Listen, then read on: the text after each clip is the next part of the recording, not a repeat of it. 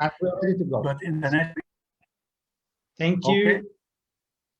I hope we are going to be live within the next couple of seconds so that our audience can have an access to our webinar.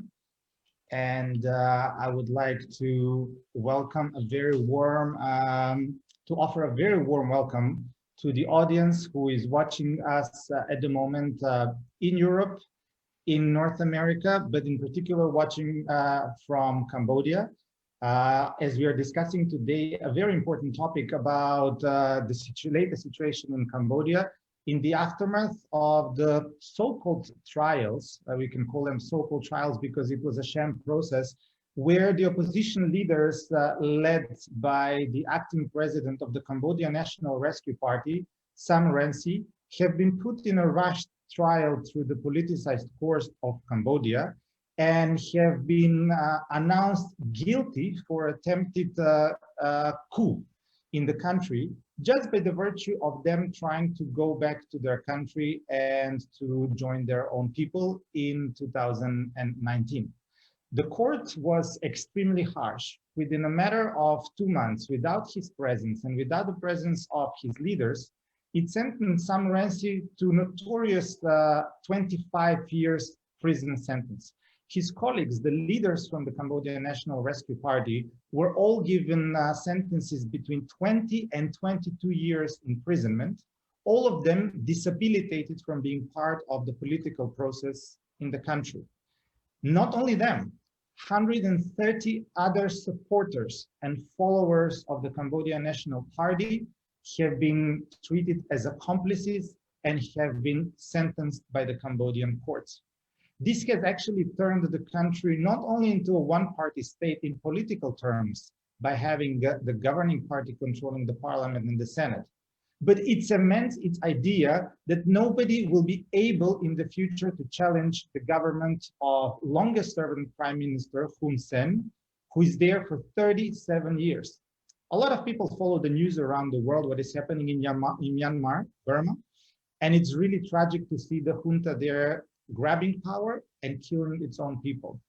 At the same time, in Cambodia, the destiny has been same, converted country into the hands and the wishes of one person, his clique, without possibility for any opposition to raise their voice. We're going to discuss that today and what would be the international response to what Sam Rainsy calls daily coup with a very distinguished panel. We're delighted to have together with us Sam Rainsy, the acting president of the Cambodia National Rescue Party, Hans van Balen, president of honor of Liberal International and president of the European Liberal Democrats, Alliance of Liberals and Democrats for Europe Party, and Svenja Han, member of European Parliament from the German FDP party, part of the Renew Europe group, and vice president of the European Liberal Forum. Without further ado, because the time is precious, I would start by addressing Mr. Rainsy or Rainsy, you first. You have been declared guilty for attempted coup, even though you were not allowed to step on the soil of your own motherland, Cambodia, in 2019. How do we take this decision of the politicized courts in Cambodia? I think the mass trials and all the sentences that have been pronounced against the opposition leadership, including myself, all these measures are intended to eliminate the opposition from the political scene. Concerning my case personally, and those of my colleagues, 9 of us have been sentenced to very heavy jail terms. Without allowing us to defend ourselves, we are prevented from going back to Cambodia to show up at the court to defend ourselves. We are not allowed to go back. They want to prosecute us without our presence. This shows their intention. They want to have a free hand to say whatever they want, to accuse us of all kinds of crimes, and then to sentence us. Those sentences are intended to prevent us from returning. Even if we want to return now, we are prevented physically, militarily, from going back, from setting foot on the soil of Cambodia. And on top of that, sentences are accumulating, being more and more heavy against us. They want to shut all doors, all opportunities, all possibilities for the opposition to resume its fight for democracy in Cambodia. And Rainsy, we can even say that you are lucky. You are lucky because you're outside of the country together with a number of your colleagues, the exile leaders. Lucky in the sense that you are escaping the very notorious prisons of Cambodia. However, 130 colleagues of yours, many of them who are in the country, do not have that possibility to escape. They're in prisons. What is their fate? The fate of opposition leaders and of opposition activists, those who have been the most active, there are only three possibilities. One, they are killed. Union leader Chirichir was killed. Government critic Kam Lay was killed a few years ago.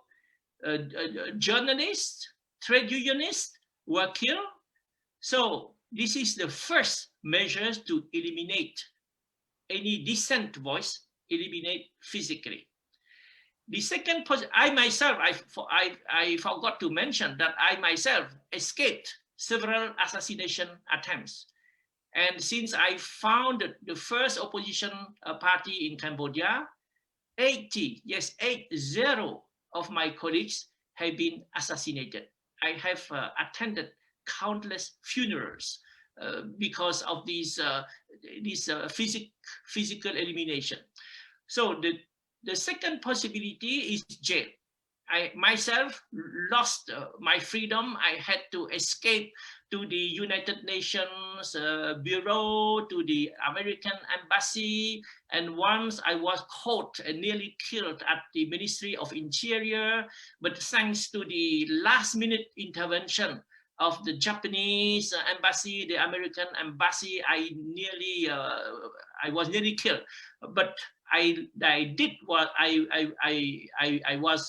lost my freedom, and this is the case of my colleague Kem Sokha. Kem Sokha, when I resigned in 2017 in order to prevent the dissolution of my party, then Kem Sokha took up the position as a new president, but he was arrested anyway. And he is still now under surveillance. He cannot leave the country. So myself, Sam Rainsy, I cannot go back to Cambodia. And my colleague, he cannot leave Cambodia. So the Hun Sen regime wants to separate us, not to allow the opposition leaders could meet and could work together. And on top of that, as you have just said, dozens, nearly 100 have been arrested. Some have been released, but there are charges pending on them. They could be arrested or re-arrested anytime. So this creates an atmosphere of fear and intimidation. The sentence against us, the sentence against those who are in Cambodia, who are in jail now, it's intended to create this atmosphere of fear, intimidation. The message to the Cambodian people is that don't join the opposition. Either you get killed, like some of them already, or you get jailed, like many of them now. So the message is very clear. And the third possibility for those who fight for democracy in Cambodia is to go into exile. If you don't want to be killed, if you want to escape jail in order to have freedom, to have to keep the means to communicate, to work, to promote democracy, to expose the truth in Cambodia, you have to go into exile. but the people, even they are in jail in Cambodia, they remain true to themselves. They live up their principle, and they can assure all of us, including Kem Sokha. Kem Sokha, even though he cannot speak freely, he has let us know in several ways, discreet way, that he doesn't want to betray. Hun Sen has threatened him, has enticed him, tried to entice him with privilege and many favors. He said, no, I remain loyal to the opposition. I am waiting for the opportunity to meet with Sam Rainsy again, and we will make the opposition even stronger as before. It is why Hun Sen's measure to intimidate us does not work. We keep our intention, our determination to continue our fight. Rainsy, I said that you are privileged to have escaped Cambodia and to be in exile in freedom. However, we learn that the regimes in the region tend to cooperate in inspiring themselves how much they can oppress their people. It seems what is happening in Burma has been inspired by what is happening in Cambodia. And of course, there is a permanent inspiration in Vietnam, who has sent their agents on European soil to actually look for the people who are being political opponents tried by the regime. But in Europe, you have supporters. And when you decided in 2019 to return together with a number of exiled leaders, you got a huge support from members of the European Parliament and from politicians across the board. One of them was Hans van Balen, at that time member of the European Parliament, leader of the European Liberals. He won from the regime in Phnom Penh an award, and that award was being a blacklisted person from entering Cambodia because he was supporting your natural desire to return home. He was blacklisted with a number of people, to which the European Union intervened and reacted. Hans, according to the Cambodian courts, or as Rainsy calls them, kangaroo courts, you are an accomplice to a coup. Do you feel like an accomplice to a coup? Well, first of all, Emil, I have much respect for Rainsy and his people, because they fight for freedom every day. And I'm very happy that Svenja Han has taken initiative for a resolution in the European Parliament. What I did, either as president of Liberal International or in the European Parliament, was just to be of help. And you remember that what you get is that I'm blacklisted in Russia, in Nicaragua, you remember over there, blacklisted in Cambodia, and maybe even in other countries. Well, that's a small thing for me, because what happens to Rainsy and his people is much more terrible. I mean, I can suffer this small thing. And that I'm now an accomplice, I see this as an honorary title, because again, we should support people who are oppressed, whether it's in Burma, whether it's in Cambodia and many other countries. We should fight on. So I'm not impressed, but I'm very much worried about this terrible sentence. It was unfortunately to be expected. Not that it was 25 years, but it is a harsh regime. The judges have no independence, the prosecutors are not independent. And what you said, it's over more than 20 years. And the problem is, the real problem is that China is helping all those regimes, or Russia is, or both, they are doing so. So our sanctions, and I'm pleading again for sanctions like Svenja has also done, are not that effective because China is helping out. So we should, behind the scenes, talk to China that this will have grave implications, that we can't accept that China is supporting the regime of Hun Sen, the military now in Myanmar, and many other regimes which suppress, let me say, people and human rights and the rule of law. But I'm proud that I'm on blacklists in this case. Thank you, Emil. Thank you, Hans. As you said, the authoritarian leaders, the dictators around the world seem to cooperate very well in the way how they're going to eliminate those who are fighting for freedom and who are serving as inspiration. But they obviously do not take into account that the number of those freedom fighters is ever growing. And young people are joining that front, or people from politicians from the younger generation. Among them is Svenja Han, who used to be, in her younger days, president of the Young European Liberals, being elected as one of the youngest members of the European Parliament. And if the dictators around the world thought that there is going to be a young person who is not going to fight for the rights not only of the Europeans, but also on global fight for freedom, they were wrong.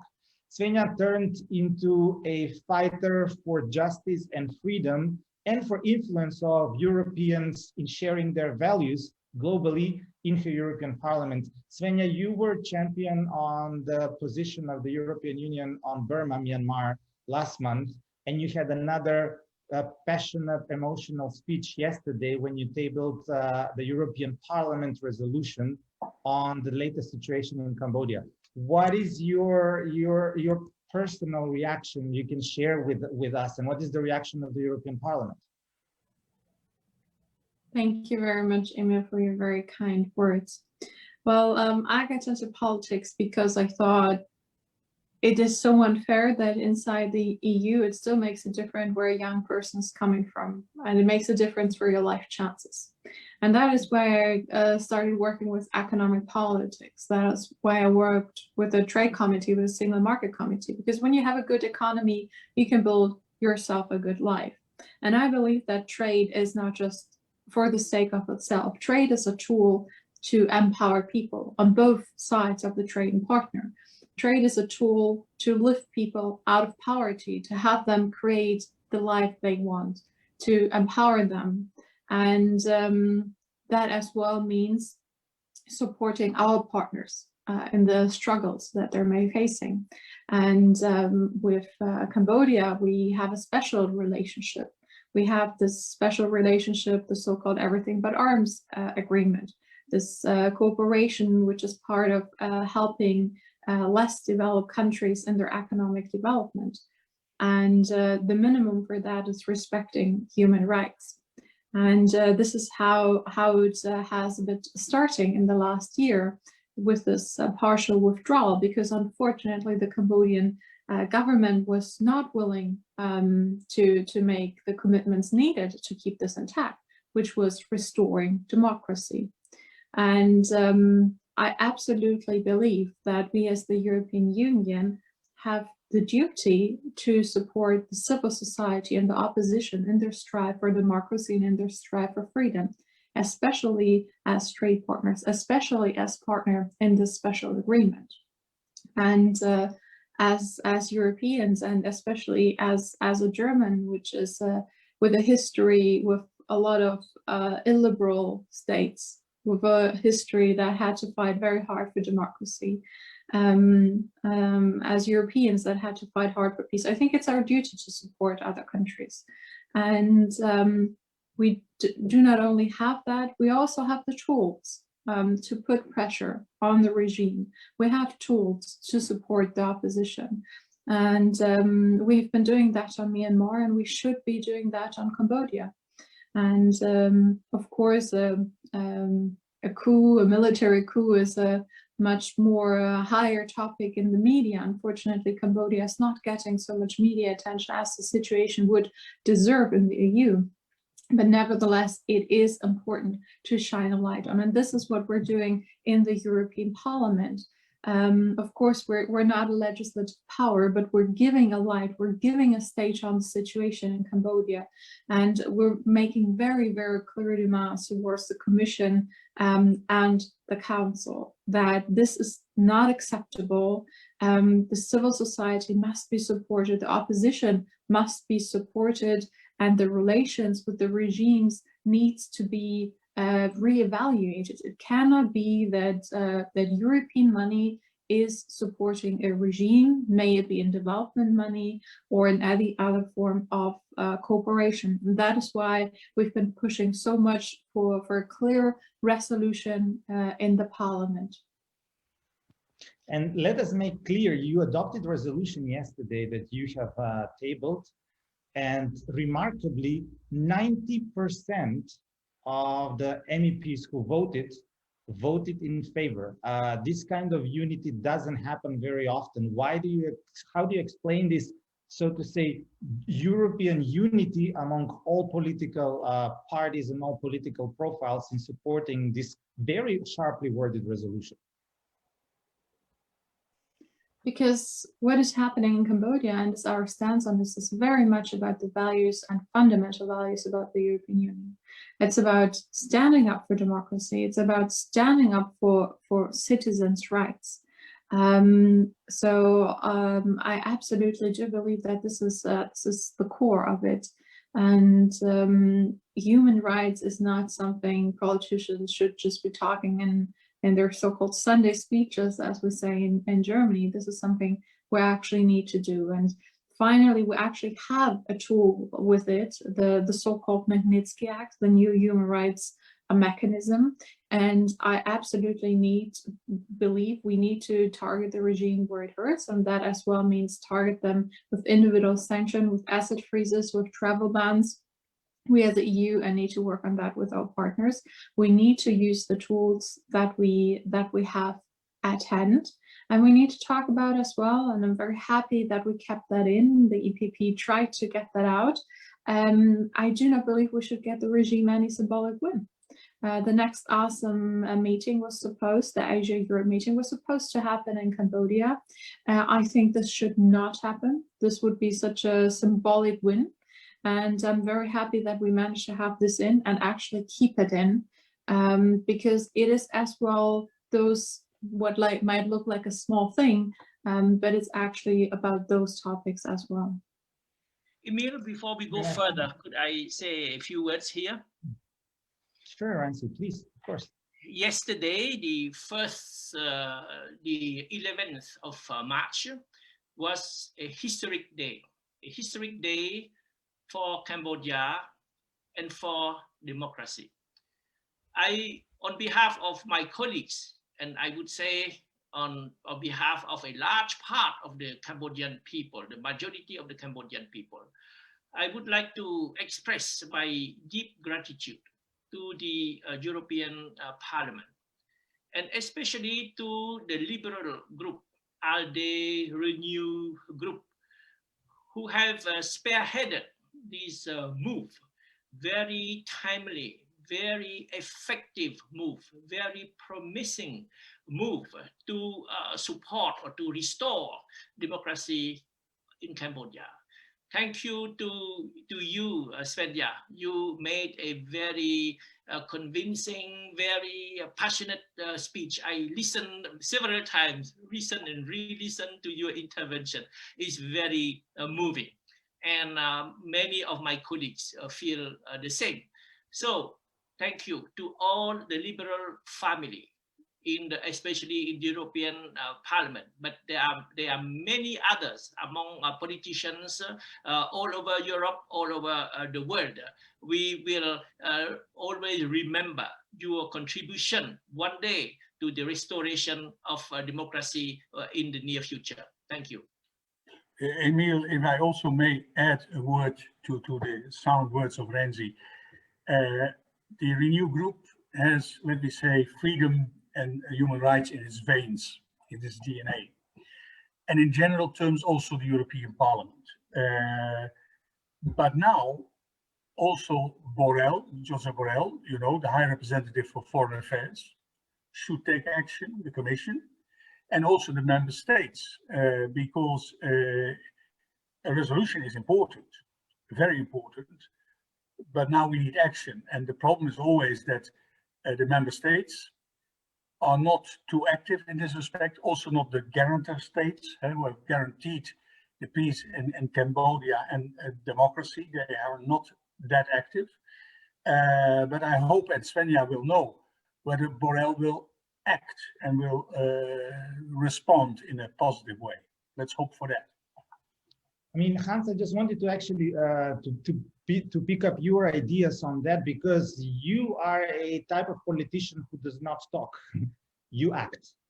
And we have, those of us who had the privilege to know you for years, know that when we talk to you, we know that your words will turn into deeds. And we have seen you active. We have seen you on the streets of Maidan in Kiev when the revolution was taking place.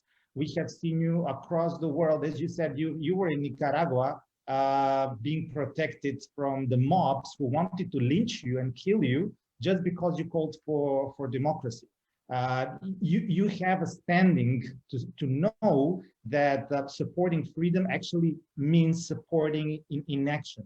How would you compare what Europe does towards Cambodia with what it does in other countries like Belarus or Russia, or even latest in Myanmar? And what kind of lessons should we draw from there? Well, again, the European Parliament is quite sound on this. Also, every time there are urgency resolutions on human rights, and they get large support in the end. We have to fight for it. Renew has to fight for it. Svenja has to fight for it. But in the end, the Parliament does its work. But Borrell, the Commission, the member states are not that active. And what my role is then as ALDE party president is to connect to our leaders, to our prime ministers, to the French president, because they have power. They can make that difference. They should not just sit idly by. So we should use this little network, but also I'm talking normally with also Social Democrats and with EPP, because again, for instance, in Germany, the CSU plays an important role with Merkel and also after Merkel. So we should try to connect everything in this case. And what I said earlier, some things concerning China, helping out all those terrible regimes, we have a draft comprehensive agreement on investment with China, which was rushed through just before the new year. And we can say to China, but I would do it behind closed doors, we won't ratify if you keep on supporting Hun Sen, the military in Myanmar, etc. So we should also be tough. And well, let's go on that course to put China under pressure, and also Russia when it is applicable. So taking action is what is needed.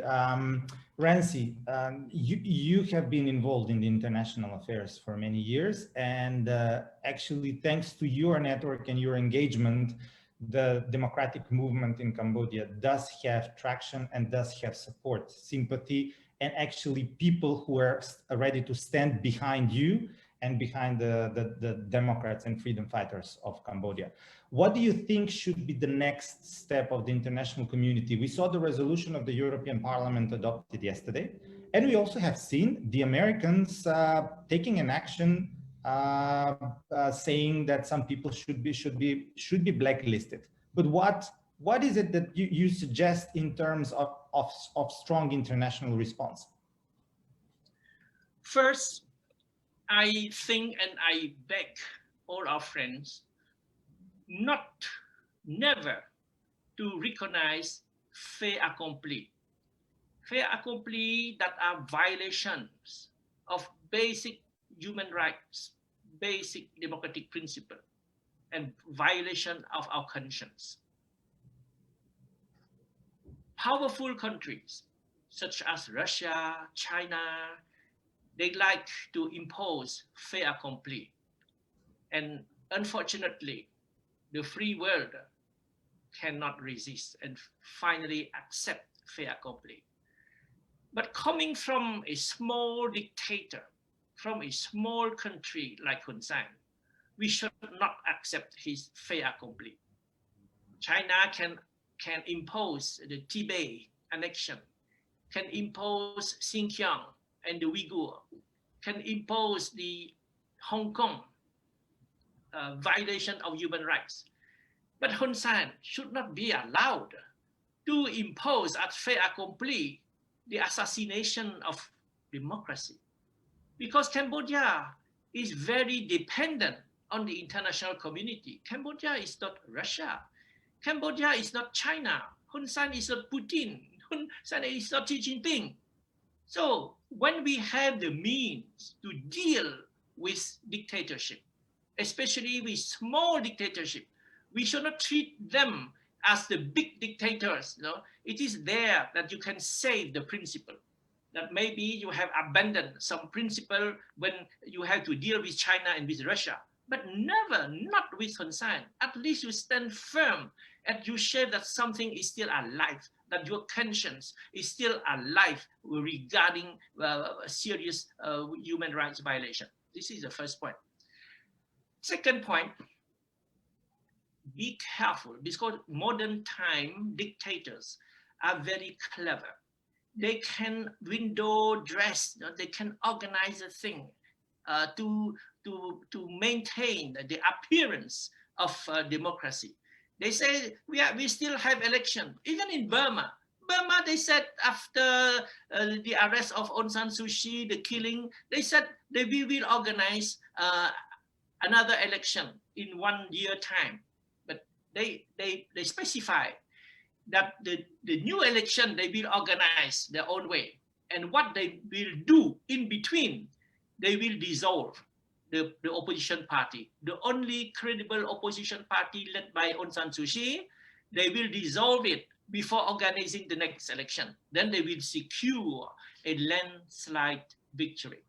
Hun Sen is doing the same. Actually, the Burmese junta and the Hun Sen, they are helping each other. They experiment the same formula. Hun Sen, he dissolved the opposition party first, and he organized fake election later. And this allowed him to secure 100% of the seats at the parliament. And the Burmese junta, they want to do the same. It is why I said what Hun Sen did is a soft coup d'etat. It's a kind of daily coup d'etat. They don't call it coup d'etat, but it is a coup d'etat when you dissolve the only opposition in parliament. So you kill democracy. There is no more checks and balance. Then Hun Sen can do whatever he wants, can seize all powers, can silence all the critics. This is a coup d'etat. Without saying coup d'etat, it is a coup d'etat. So I urge you to treat the Burmese case and the Cambodian case in the same way. But Cambodia is even easier to deal with than Burma. One, Cambodia, we have an international treaty called the Paris Agreement on Cambodia, signed in 1991. France signed immediately, the UK signed immediately, but 3 European countries signed a few years later: Germany, the Netherlands, and Poland. What does it mean? It means that those signatories, they committed themselves to defend democracy and human rights in Cambodia. It is not their right, only their right, but it's also their obligation to defend human rights and democracy in Cambodia. Now Hun Sen have assassinated democracy and violate human rights. It is not only your right, but it is your obligation.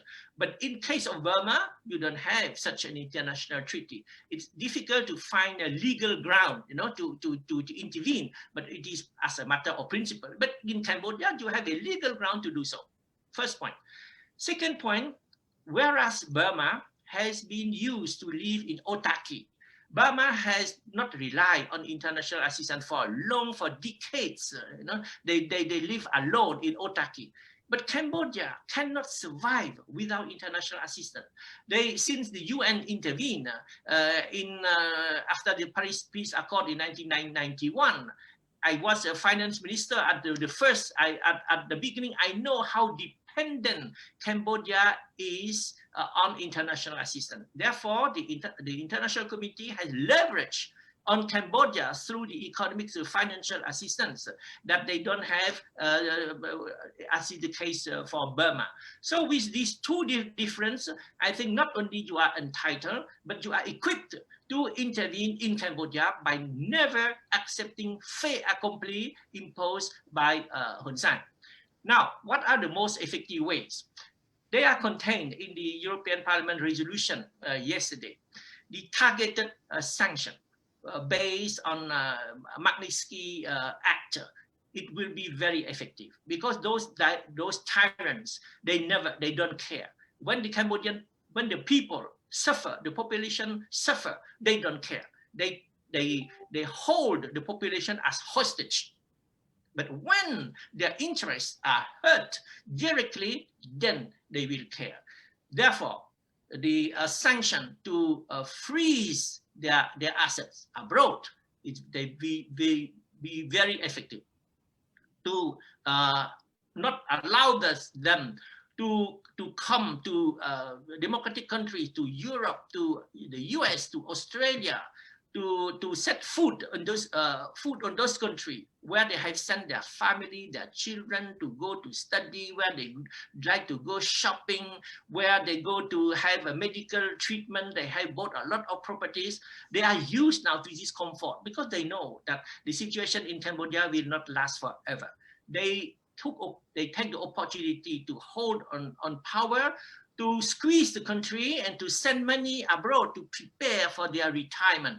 But send them the message, no way, you can go retired to come to Europe, to the US, to Australia. You have to be accountable for what you have done recently. So you will be sanctioned if you don't go back to the situation before, you don't restore the opposition, you don't free political prisoners, you don't organize a free and fair, credible election. These are legitimate demand. It is not intervention or whatsoever. It is fulfilling the obligation that Cambodia has accepted itself.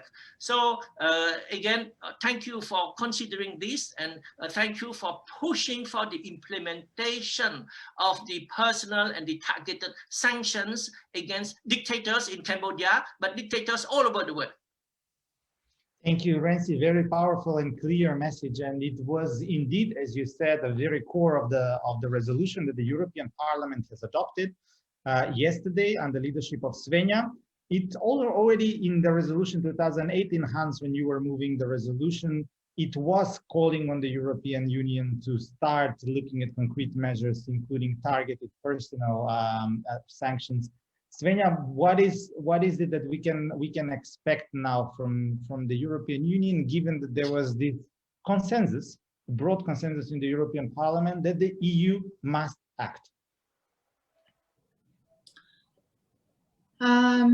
Well, I have actually some hopes on the council. Yesterday, we learned that they're actually moving forward with using this human rights mechanism.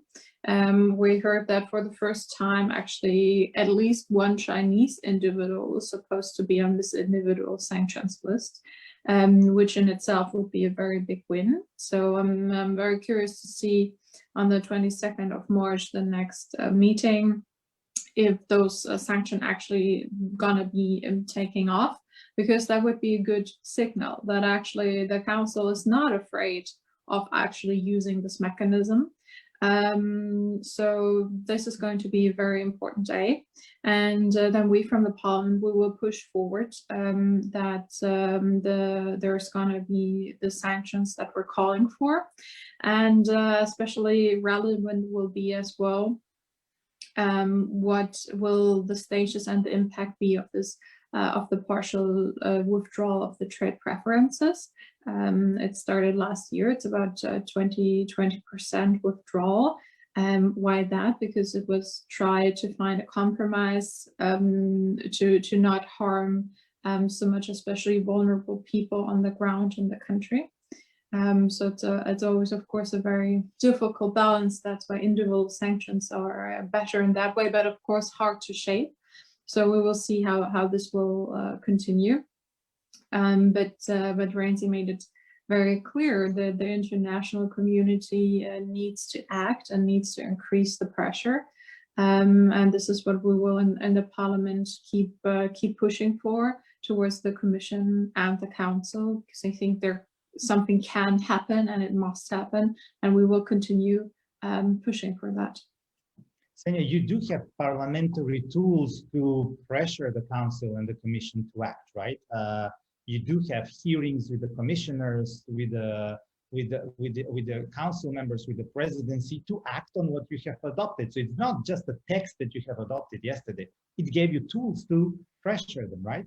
And Exactly. We have tools of written question, where we're demanding information about the status of what they're doing. And this is something that I certainly will follow up on. We have hearings, and I'll be pushing. We're having especially hearings in the Trade Committee on this situation, and talking with colleagues in the Foreign Affairs Committee to push forward on this as well, to keep having some spotlight on the situation in Cambodia, and to keep pushing Commission and Council to act on this. And what I found extremely remarkable, Sven, in what you were saying, when you were discussing with the political groups the decision, you were being concerned whether your actions will have an impact on the ordinary people, on the vulnerable people. It's kind of schizophrenic. The Hun Sen regime, or Hun Sen himself, does not care whether his actions are going to provoke international reaction that is going to hit the most vulnerable people. You, the European politicians, are taking care about the vulnerable people in Cambodia. It's really difficult to comprehend how these dictators actually put their people on the side. You also suggested, I read the resolution, you do not threaten only to the country, you suggest some democratic initiative mechanism from the European Union to come up with. What was it all about? Absolutely. I mean, of course, as I said, there is a way back to democracy, but the question is also how. So I think it's important that the European Union isn't only saying this is the pressure that we're putting, but is also offering a help for dialogue and supporting the way back to democracy. And I think that will only go through dialogue with all players of society, with the opposition, with civil society actors. And I think that the European Union can play a supporting role in that. That is some aspects that we had in these resolutions as well. But Emil, what we should also do, what I told, is involve our leadership. Our leadership means in the European Parliament, the group leaders should also press for this. When they speak in their family meetings, for instance, the pre-summits, with their prime ministers, that will help.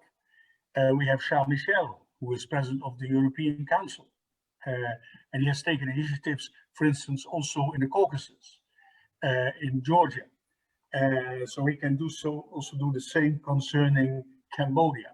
So we should indeed align all the troops to say, to come to action, because otherwise it takes too long. But Svenja is very well connected, and I'm of help as party president where I can be of help, of course. Emil, could I point to another aspect of sanctions? It's the psychological and political aspect of sanctions. It's related to the name and shame approach. It can far-reaching consequences because it goes against, it combats the propaganda of dictators. Dictators, they pretend that what they have done are right. Now everybody accepts the fait accompli. They don't use the word fait accompli. They said it is normal. Everything has become normal. The rest of the world has started to behave as before. So meaning acknowledging, recognizing, endorsing their bad deeds. But the fact that they are sanctioned, whatever kind of sanction, but when you name a country, a regime, that this is subject to sanction, It means that you condemn them, at least morally, politically. This is important. Because among those who are around dictators, some people could ask, why are we being sanctioned, ostracized? We must have done something wrong. It is not as easy, as clear as the dictator himself pretends. No, it raised questions in the surrounding of dictators. And for far-looking people, more progressive people will have the courage and the foundation to challenge, you know, the bad deeds of any dictator. This is the first thing. The second, when it comes to economic and financial situation, there are impact, because when investors, they look for a country where to invest, you know, they look at all aspects. All things being equal, they would avoid countries that are subject to sanction, because there are potential problems pointed by the fact that the international community put sanction. So the impact is that investors would avoid, you know, such a country, and they will hurt those regime, and they will increase the popular discontent. What the hell are you doing? You see, our country now is being avoided because of sanction, and the sanction are due because of your bad action against your own people. So don't forget this aspect of political and psychological aspect of sanction. Name and shame. Continue to name and shame those people. Thank you, Rainsy. This is extremely valuable because it raises the understanding that sanctions actually do have value, and they're not purpose in themselves. They're a subsequence, or they're consequence of actions that have been taken by the dictators. And one very important element that you brought up is that many of the companies who are investing in Cambodia do come from democratic countries, from European countries, from North America as well.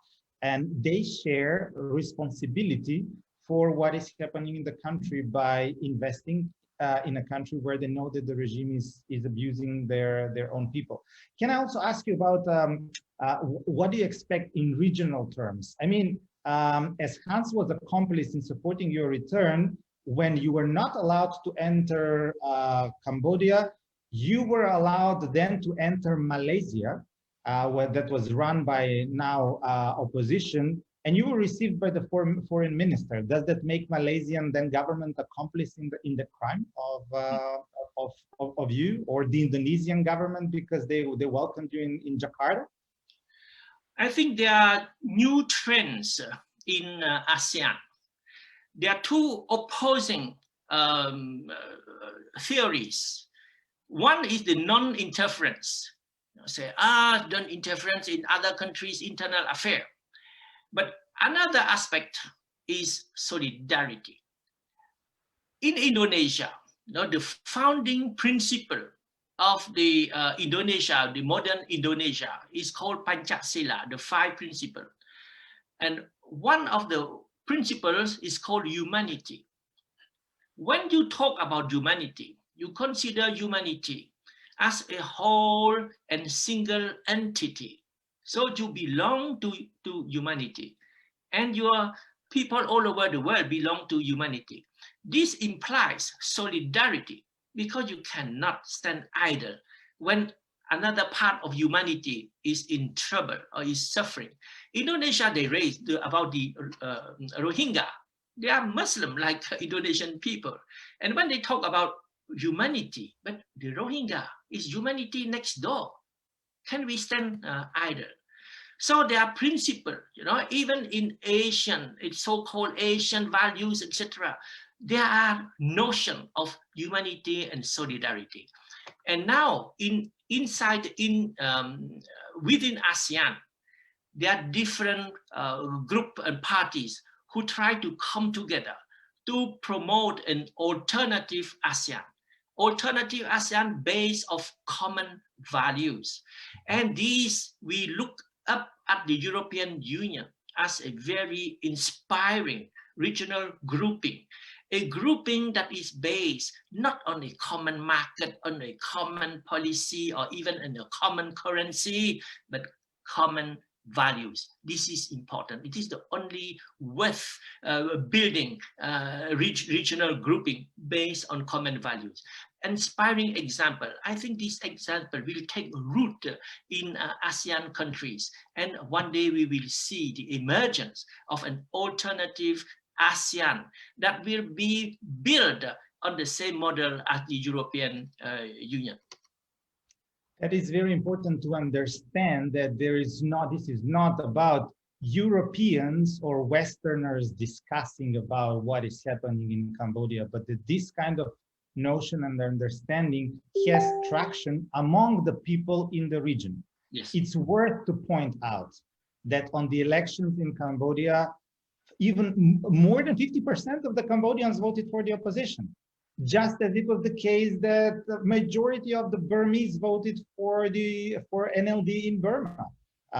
These are facts. So this is not about Europeans supporting some political opponents who are fighting for liberal democracy in Asia. This is about standing for what the majority of the peoples of this country want. And this is what we need to emphasize. And I guess Svenja and Hans will agree that this is the very core of why this international cooperation is so important.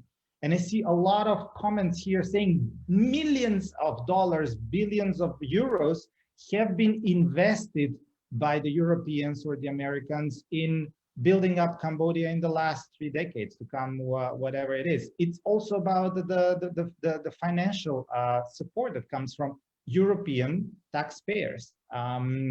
So I guess it's a good message that you said, Svenja, that the next summit of ASEM, Asia-Europe Summit, should not take place in Cambodia. That was finally included in the resolution, right? Yeah, we had it in, and EPP tried to get it out, but they were not successful. I think it's actually an important part as well, because it's about symbolics as well. And so, I mean, it's a forum of cooperation, and I think this is a very better place and time than to happen there now. Yeah, it's vital. It's vital because if you honor Sen by having this ASEM meeting in Phnom Penh, that is crazy. So I'm very happy, Svenja, that you were able to keep this in. I have no clue why EPP would like to take it out. It's because you can't have ASEM in Phnom Penh. It's impossible. And furthermore, again, Rainsy is right. Human rights issues are part of humanity. They're international issues. So a country can never say this is home rule. This is not something which you should interfere. There's also the Chinese issue. They say with the Uyghurs, you shouldn't interfere because it's a national issue. No, human rights are not a national issue. They're an international issue. And because there is the international issue, since the World War II was ended, all the nations have subscribed to the UN Declaration for Human Rights. Rainsy, what is the way forward? The EP resolution, the European Parliament resolution from yesterday, speaks about the trials, but it also mentions something very critical.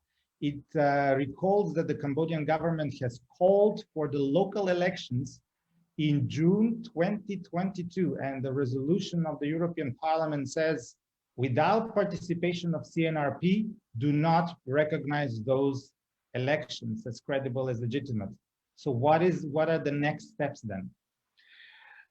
In the resolution, there is another point that is very meaningful.